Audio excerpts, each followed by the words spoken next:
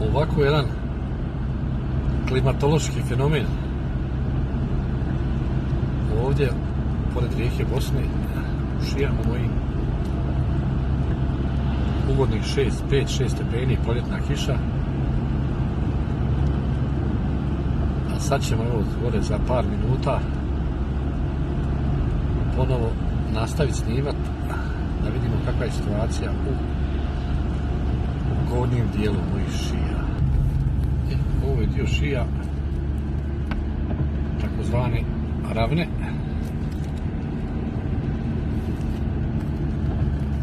Otprilike nije još ni da je neka srednja nadmorska visina, ali vidimo snijega koliko ima.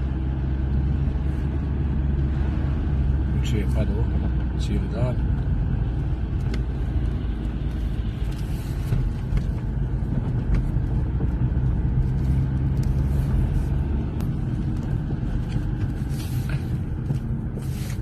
Ovo je dio šija, znači skretanje foru.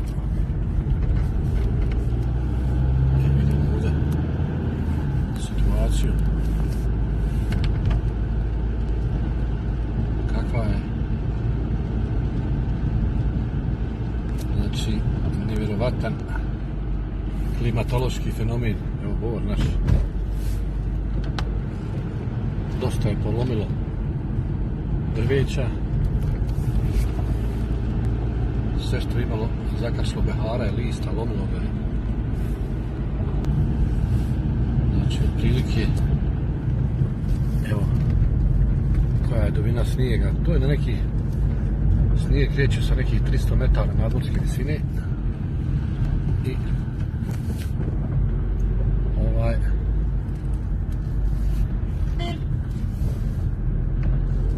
sve je onda dublji i dublji.